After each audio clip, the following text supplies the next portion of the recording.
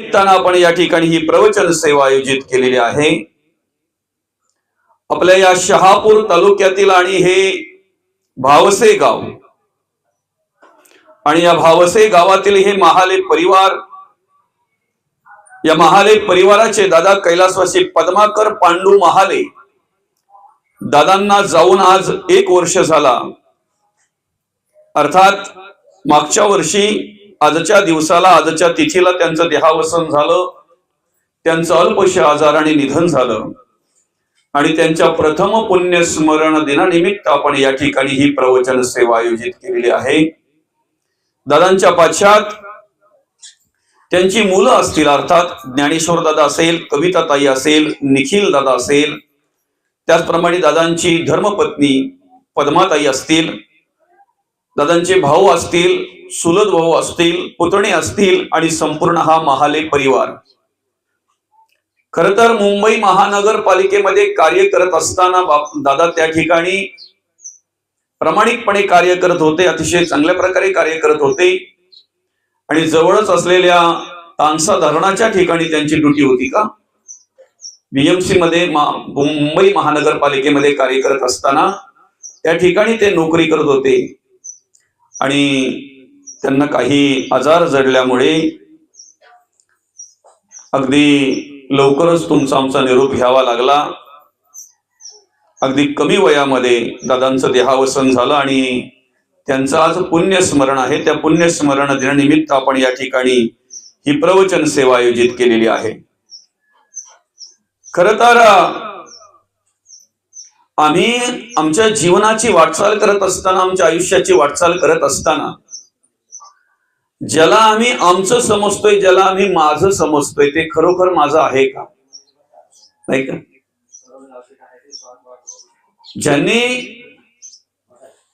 हा विचार केला जीवनाची वाटचाल करत असताना, आयुष्याची वाटचाल करत असताना, की जे जे काही मला माझं वाटतंय ते माझं कुठपर्यंत आहे, ते खरंच माझं आहे का, हा अंतःकरणपूर्वक प्रत्येकाने विचार करायला हवा, बरं का? खरं तर तसं पाहायला गेलं तर आम्ही जन्माला येताना काहीही बरोबर घेऊन आलेलो नाही। पटतंय ना? तुम्हाला समजतंय ना?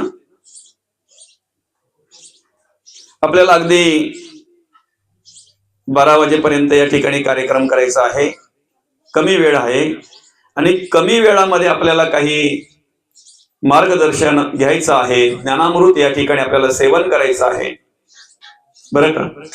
अगदी व्यवस्थित बसा, मस्त की एकदम जसे आपण टीव्हीच्या समोर कशा बसतो, टीव्ही कडे तोंड करून व्यवस्थित, बरोबर ना?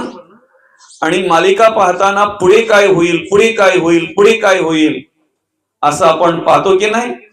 आणि चेहऱ्यावर आपल्या काय असतंय, जसं समोर दृश्य असेल त्याप्रमाणे आपला चेहरा त्या ठिकाणी होतोय की नाही, हावभाव त्या ठिकाणी पाहायला मिळतात की नाही? तसं इथे आता आपण देवाचं स्तवन श्रवण करतोय, ज्ञानामृत सेवन करतोय, परमार्थ अर्थात प्रवचन श्रवण करतोय। या ठिकाणी आपण काय केलं पाहिजे, अतिशय अंतःकरणपूर्वक मनापासून, अंतःकरणापासून आपण काय केलं पाहिजे, श्रवण केलं पाहिजे, ते ऐकलं पाहिजे, बरं का? आता एक विचार करा की जन्माला येताना आपल्या बरोबर काही होतं का? जाताना आमच्या बरोबर वस्त्र असतात, कमीत कमी ते मांजरपाट तरी असतंय ना, पांघरलं जातंय की नाही? येताना आमच्या बरोबर ते सुद्धा नव्हतं, काहीही आम्ही घेऊन आलेलो नाहीत। आम्ही जन्माला आल्यानंतर आम्हाला हे सगळं मिळालेलं आहे। जन्माला आल्यानंतर एक एक गोष्ट आम्हाला जशी मिळत गेली ना, प्राप्त होत गेली ना, तसं तसं आम्हाला आमचं आहे, माझं आहे असं ही भूमिका आमच्या अंतःकरणामध्ये निर्माण झाली, हा भाव आमच्या अंतःकरणामध्ये निर्माण झाला, बरं का? ज्या घरात आम्ही जन्माला आलोय ना, त्या घरामध्ये कितीतरी याच्या आधी आले गेले, कितीतरी की नाही, आजा गेला, पणजा गेला, बाप मसनी गेला, देखत देखत नातू पणतू तोही तैसा झाला, बरं का? पूर्वी आमचं आजोबा सांगायचं हे घर माझं आहे, त्याच्यानंतर आमचे वडील सांगायला लागले हे घर माझं आहे, बरं का? आणि आजही जर आम्ही जर कोणाला ओळख करून द्यायची असेल ना, तर लगेच त्या पाहुण्यांना सांगतो हे घर माझं आहे, बरं का? हे माझं घर आहे। पण आम्ही हा विचार करत नाही की हे घर माझं म्हणणारा आमचा आजोबा गेला, पणजोबा गेला, वडीलही गेले, बरं का, आणि उद्या आम्हालाही जावं लागणार आहे, बरं का, जावं लागणार आहे ना. कोणी थांबणार आहे का इथे? अमरपट्टा घेऊन कोणी आलेला आहे का? प्रत्येकाला जावं लागणार आहे. फक्त फरक एवढाच आहे की जशी प्रत्येकाची येण्याची वेळ वेगळी आहे ना, तशी जाण्याची वेळ ही प्रत्येकाची वेगवेगळी आहे, बरं का. जाण्याची वेळ ही प्रत्येकाची वेगवेगळी आहे. मग आम्ही या ठिकाणी कार्य करत असताना एक विचार केला पाहिजे की जे आम्हाला आमचं वाटतंय ते आमचं आहे का? घर जर माझं म्हणावं तर जोपर्यंत आमच्या घरात देव आहे, या देहामध्ये जोपर्यंत देव आहे तोपर्यंत हे घर माझं आहे. एकदा अंतरात्मा निघून गेला, देव निघून गेला की तुम्हाला त्या घरामध्ये ठेवतात का? ठेवतात का? माणूस मेल्यावर किती वेळ त्याला घरामध्ये ठेवतात बरं? किती वेळ ठेवतात? कितीही आवडीचा असू द्या, कितीही प्रेमाचा असू द्या, कितीही जीवाभावाचा असू द्या, एकदा सगळी माणसं यायची वाट बघतात फक्त, बरोबर आहे की नाही?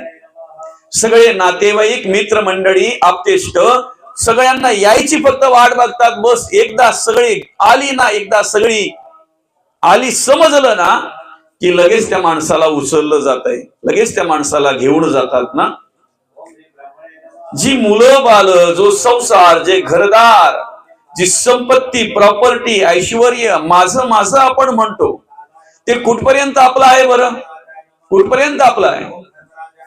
काही घरापर्यंत येतात, बरं का, काही विसाव्यापर्यंत येतात, काही आपल्या स्मशानभूमीपर्यंत येतात, काही जलदान करेपर्यंत असतात, दर्शन घेईपर्यंत असतात, तर काही अग्नी देईपर्यंत असतात.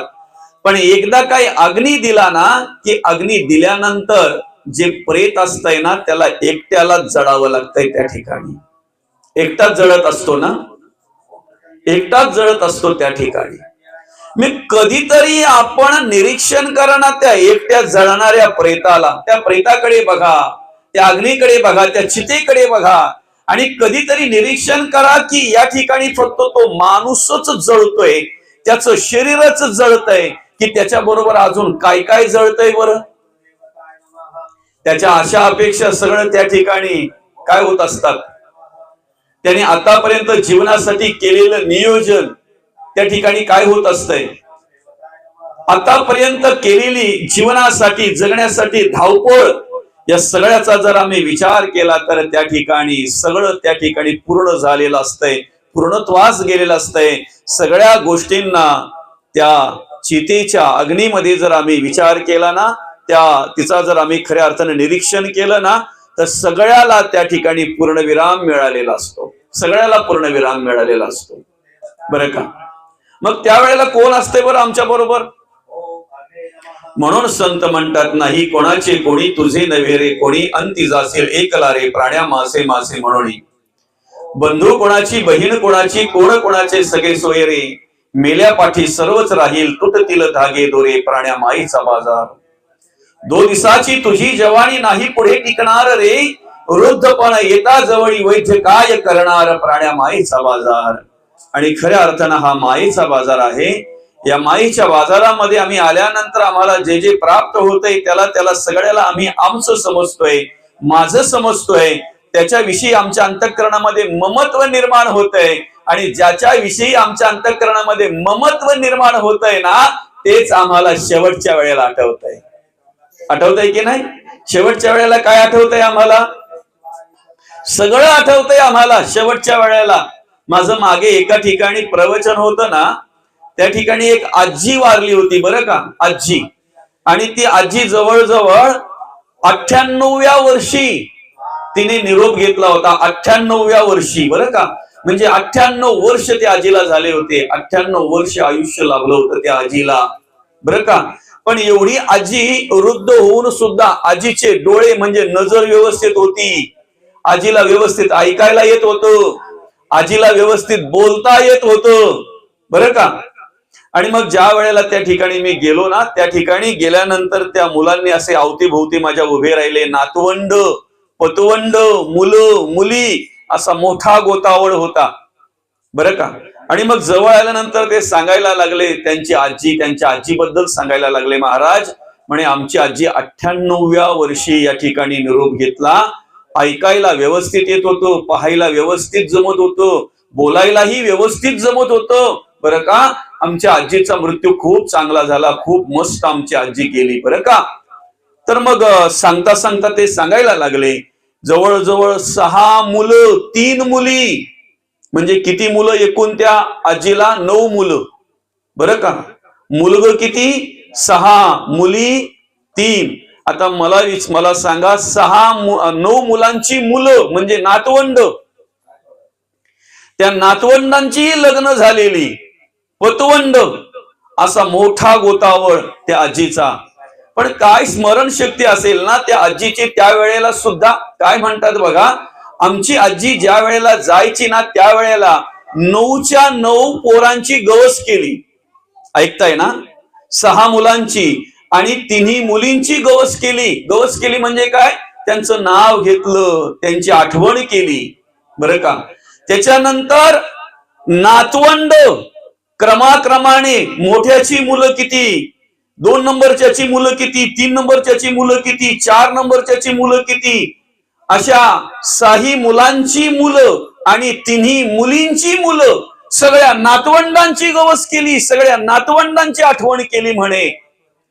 म्हणजे आमच्या आजीची स्मरणशक्ती एवढी चांगली होती म्हणे की जाताना एकही मुलीला विसरली नाही, मुलाला विसरली नाही. आणि विशेष म्हणजे आता नातवंड म्हणे जवळजवळ 27 ते 28 नातवंड, सगळ्यांची नावं घेतली, एकाला पण आमची आजी विसरली नाही म्हणे. आणि म्हणे असं सगळ्यांची गवस केल्यानंतर ना, मग सगळ्यांची आठवण केल्यानंतर ना, आणि मग आमची आजी आम्हाला सोडून गेली, मग आमची आजी मेली गेली. बरं का. मलाही बरं वाटलं जरा हे सगळं ऐकताना की तिची नजर त्या आजीची चांगली होती, ऐकायलाही व्यवस्थित येत होतं, बोलायलाही व्यवस्थित जमत होतं, आणि एवढा वय होऊन सुद्धा स्मरणशक्ती ही तिची चांगली होती. हे सगळं ऐकल्यानंतर जरा बरं वाटलं. पण जेव्हा मी त्या मुलांना विचारलं, म्हटलं दादा सगळ्यांची आठवण केली, बरोबर आहे, सगळ्यांची शुद्ध केली, सगळ्यांची नावं घेतली तुझ्या आजीने, आता जवळजवळ सांगा मला 9 मुलांची नावं, नातवंडांची नावं, म्हणजे या सगळ्यांची नावं घेतली, सुनांची गवस केली, मुलींची गवस केली. बरं का. सगळ्यांची नावं घेतली, सगळ्यांची आठवण केली. पण म्हटलं या सगळ्यांची आठवण केल्यानंतर देवाची आठवण किती वेळा केली बरं? देवाचं नामस्मरण किती वेळा केलं बरं? मग त्यांच्या मुखातून निघालं की महाराज म्हणे आमची आजी तेच करायचं विसरली, आणि ते करायचं विसरू नये म्हणून आम्ही प्रवचन श्रवण केलं पाहिजे. ऐकताय ना. आता मला सांगा, तिने 6 मुलांची आठवण केली, 3 मुलींची आठवण केली, जवळजवळ 27-28 नातवंडांची आठवण केली. यापैकी कोणी सोडायला आलं का तिला? सोडू शकतंय का? सोडू शकते. म्हणून तर जगद्गुरु तुकोबा म्हणतात ना, नको नको मना गुंतू माया जाळी, काळ आला जवळी ग्रासावया. जेव्हा काळाची उडी पडते ना दादा, तेव्हा कोणीही आपल्याला सोडवत नाही, कोणीही सोडवत नाही. बरं का. काळाची उडी पडेल बा जेव्हा, सोडविना तेव्हा माय बाप, सोडविना बंधू पाठीची बहीण, शेजीची कामीन दूर राहे, सोडविना राजा देशीचा चौधरी, आणि सोयरी भली भली. सोडविल का कोणी तिथे आपल्याला? मृत्यू आल्यानंतर कोणाचं नाव सांगून चालेल का? माझा मोठा मुलगा अमुक अमुक आहे, अमुक अमुक अधिकाऱ्याशी माझी ओळख आहे, सांगून जमेल? अमुक अमुक मंत्री आमच्या ओळखीचा आहे, चालेल का तिथे सांगून? मृत्यूला, मरण आल्यानंतर त्याला सांगून जमेल का? माझ्याकडे भरपूर पैसा आहे, माझ्या वजनाचा एवढा पैसा तुला देतोय. मृत्यू आल्यानंतर मृत्यूला सांगून चालेल का? मी तरुण आहे, आमच्या शेजारी एक म्हातारी, त्या म्हातारीला घेऊन जा ना, मला काय घेऊन जातोय? तिथे पर्याय चालत नाही, तिथे तुमची साधन संपत्ती चालत नाही, तिथे कुठल्याही प्रकारचा बहाणा चालत नाही. बरं का. एकदा मृत्यू आला ना लगेच जावं लागतंय, ज्याला आला त्यालाच जावं लागतंय. बरं का. ज्याला आला त्यालाच जावं लागतंय. मग मला सांगा, एक वेळ सगळ्यांना ती आजी विसरली असती ना तरी परवडलं असतं. बरोबर आहे की नाही? आणि विसरण्यासाठीच हे प्रवचन आहे, त्यांना विसरण्यासाठी. ज्यांची गवस केली की नाही आजीने, ज्यांची आठवण केली की नाही आजीने, त्यांना विसरण्यासाठी प्रवचन आहे. ती माया, तो मोह, ते ममत्व बाजूला ठेवलं पाहिजे. त्यावेळेला आम्ही आमच्या कर्मयोगाने जे आम्हाला सगळे मिळालेले आहेत ना, त्यांना शेवटच्या वेळेला आठवण्यापेक्षा जो कार्य करण्यासाठी आम्हाला सामर्थ्य देतोय ना देव, जो आम्हाला सगळं काही कार्य करण्यासाठी आमचा देह सांभाळतोय ना जो देव, देहाकडे सगळ्या प्रकारचं सामर्थ्य ज्या देवाच्या गुणे प्राप्त होतंय ना, त्या देवाची आम्ही आठवण केली पाहिजे. त्या देवाला आम्ही विसरता कामा नाही. अर्थात शेवटच्या वेळेला जर देवाचं स्मरण आम्हाला व्हावं, देवाची आठवण जर आम्हाला व्हावी, तर त्यासाठी आम्ही आत्तापासून नव्हे, आजपासून नव्हे, आत्तापासूनच सुरुवात केली पाहिजे. आतापासूनच सुरुवात केली पाहिजे की नाही देवाचं नामस्मरण करायला. मरणी जया जे आठवे तो तेची गती ते पावे, म्हणून भगवंत म्हणतात, म्हणून सदा स्मरावे मातेची तुवा. शेवटच्या वेळेला जे आठवतंय त्यालाच जर आम्ही मरणोत्तर प्राप्त होत असू ना, तर आमची शेवटची वेळ आम्हाला माहिती नाही. मला सांगा, इथे बसलेल्यांपैकी जन्म तारीख सगळ्यांनाच माहिती असेल जवळजवळ, बरोबर आहे की नाही? एकतर खरी किंवा खोटी, पण सगळ्यांना जन्म तारीख माहिती असेल. मृत्यूची तारीख कोणाला माहिती आहे बरं? मृत्यूची तारीख कोणाला माहिती आहे का? कोणाला माहिती मृत्यूची तारीख? तुम्हाला नाही आणि मलाही नाही. फक्त आम्ही स्मरण ठेवलं पाहिजे की आम्हाला एक दिवस जायचं आहे, आम्हाला एक दिवस जायचं आहे, एवढी फक्त आठवण आम्ही ठेवली पाहिजे. तो जायचा दिवस जर आम्हाला माहिती नाही, आमचा शेवट जर कधी असू शकतो, तर आलेली प्रत्येक वेळ आणि त्या वेळेकडे जर आम्ही त्या पद्धतीने बघितलं, तर भगवंताचं विस्मरण आम्हाला होणार नाही, देवाचं विस्मरण आम्हाला होणार नाही. अखंड भगवंताचं स्मरण आमच्याकडून घडेल, आठवण अगदी त्या देवाची आम्हाला राहील. अखंड नामस्मरण देवाचं घडेल, अखंड नामस्मरण देवाचं घडेल. बरं का? आम्ही आता तसं जर पाहायला गेलं तर अजामेळ आणि त्याची गोष्ट आपण नेहमी ऐकतो, बरं का? अजामेळ आणि त्याच्या पुढे काय लिहिलेलं आहे माहितीये का? पापी म्हटलेलं आहे त्याला, पापी. इथे बसलेल्यांपैकी जर कोणाला पापी म्हटलं तर आनंद वाटेल का? बरं वाटेल का? अजामेळ त्याला काय म्हटलेलं आहे? पापी. कोणाला जर पापी म्हटलं तर राग येतोय की नाही? पण तो होताच, त्यामुळे त्याला काही वाटत नव्हतं. काय झालं माहितीये का? एक कथा आहे ती अशा प्रकारची की काही साधू पुरुष त्याच्याकडे आले, त्याच्या घरी आले निमित्तानं, आणि ते घर सोडता सोडता त्याच्या घराजवळून जाता जाता त्यांनी फक्त एवढं सांगितलं त्याला की तुला जर मुलगा झाला पुढे तर त्या मुलाचं नाव फक्त नारायण ठेव. काय सांगितलं? तुला जर मुलगा झाला तर मुलाचं नाव फक्त नारायण ठेव. तेवढं साधूचं त्यांनी ऐकलं, संतांचं तेवढं ऐकलं त्याने, आणि मुलाचं नाव काय ठेवलं? काय ठेवलं? नारायण. आता बोलायला लागा तुम्ही. हा, मुलाचं नाव काय ठेवलं? नारायण. काय ठेवलं? तुम्ही बोललात तर तेवढं नामस्मरण तुमच्याकडून घडेल ना. मी तुम्हाला का बोलायला लावतोय बरं? काय नाव ठेवलं मुलाचं? सगळ्यांनी एकदा बोला बरं, मला आवाज येईल असा बोला. काय? नारायण. बरं का? तुम्हाला माहिती आहे का, नारद मुनी सुद्धा जेव्हा जेव्हा प्रवास करायचे ना, नारद मुनींच्या अखंड बसता उठता खाता सगळं काही कार्य करता मुखामध्ये काय असायचं बरं? काय बोलायचे ते? जोरात बोला ना तुम्ही, तुम्हाला माहित असेल तर. येऊ द्या ना मला पण ऐकायला. नारायण नारायण नारायण नारायण. बरं का? असे बोलायचे ते. आणि मग मला सांगा, इकडे त्या अजामेळाने आपल्या मुलाचं नाव नारायण ठेवलं. बरं का? कधीही देवाचं नामस्मरण त्याने केलं नव्हतं. आलं का लक्षात?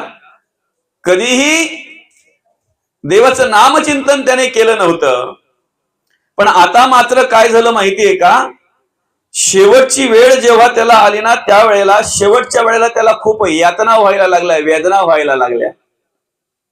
ऐकताय ना?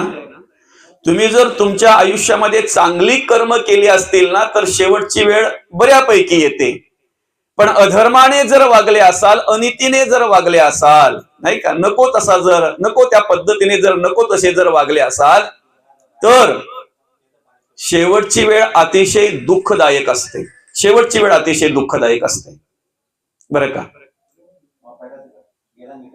एखाद्या वेळी जर आपल्याला विंचू चावलाय का बरं? इथे कोणाच्या विंचू चावलाय का कोणाच्या? नाही चावला आतापर्यंत. भावशे गावामध्ये भारी माणसं आहेत बाबा. चावलाय कोणाच्या विंचू? जिच्या चावला असेल ना, तिला विचारा विंचवाच्या वेदना कशा असतात. बरोबर, सगळ्यांच्याच चावलाय का? आपण शेतकरी माणसं आहोत, नाही का, आपण शेतात काम करणारी माणसं आहोत, आपण राबणारी माणसं आहोत, नाही का. आणि दुसरं सांगू का, आपल्याला जर कोणी आदिवासी बोलला ना, तर त्याचा स्वाभिमान वाटला पाहिजे आपल्याला. ऐकताय का सगळे? ऐकताय ना? आपल्याला जर कोणी आदिवासी बोललं तर आपल्याला काय वाटलं पाहिजे? त्याचा स्वाभिमान वाटला पाहिजे, अभिमान वाटला पाहिजे. आदिवासी म्हणजे जेव्हा कोणीच नव्हतं ना, तेव्हा आम्ही होतो. समजतंय ना? जेव्हा कोणीच नव्हतं ना, तेव्हा आम्ही होतो. आणि बरंचसं काही आपल्यावर अवलंबून आहे. बऱ्याचशा काही गोष्टी ज्या आहेत ना, त्या आपल्यावर अवलंबून आहे. म्हणून आपण स्वतःला कमी नाही समजून घ्यायचं. देवाने आपल्यामध्ये फरक केलाय का? माझ्या डोळ्यात आणि तुमच्या डोळ्यात काही फरक केलाय का? फरक केलाय? माझ्या शरीरामध्ये तुमच्या शरीरामध्ये काही फरक केलाय? रक्तामध्ये काही बदल आहे का? मला जर आता इथे कापलं तर वेगळा रक्त निघेल, आणि तुमच्या जर कुठेतरी काही चिरलं तर वेगळा रक्त निघेल, असं काही आहे का? देवाने भेद केलाय का आपल्यामध्ये दादा? मग आपण का म्हणून भेद करायचा? आपण का म्हणून स्वतःला कमी समजायचं? का कमी समजायचं आपण? माझ्या अंतरी जो देव माझी सेवा करतोय, तोच तुमच्या अंतरी पण सेवा करतोय ना. ऐकताय ना तुम्ही? जो देव माझ्या अंतरी राहून माझी सेवा करतोय, आत्मा, तोच देव तुमची पण सेवा करतोय ना. का वेगळा आहे कोणी? माझी जात वेगळी आहे, तुमची जात वेगळी आहे म्हणून देव पण वेगळा आहे, देवाची पण जात वेगळी आहे का?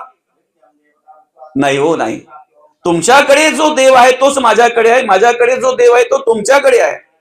डोळे कदाचित प्रत्येकाचे वेगळे असतील, बरं का, डोळ्यांचा आकार प्रत्येकाचा वेगळा असेल, पण त्या डोळ्यातून पाहणारा देव हा एकच आहे.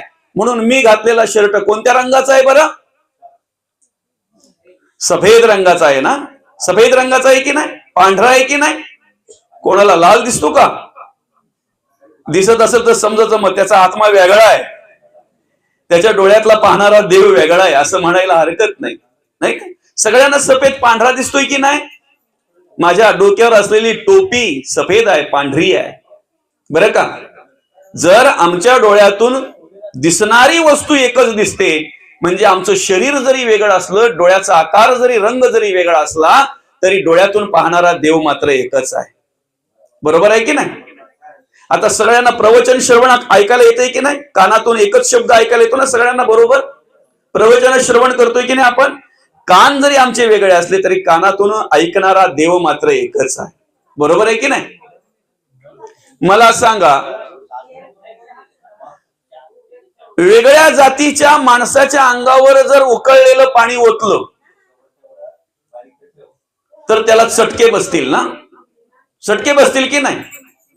आणि तुमच्या अंगावर जर उकळलेलं पाणी ओतलं तर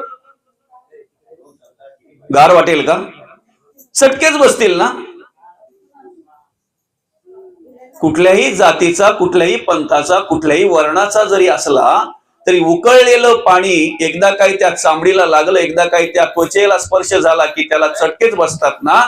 म्हणजे आमची जात जरी वेगळी आम्ही समजत असलो, आमचं वर्ण जरी आम्ही वेगळं समजत असलो, आमची चामडी जरी वेगळी असली, कोणी काळा असतो, कोणी गोरा असतो, तरी सुद्धा त्या चामडीतून स्पर्श घेणारा भगवंत मात्र एकच आहे, देव मात्र एकच आहे, बरं का.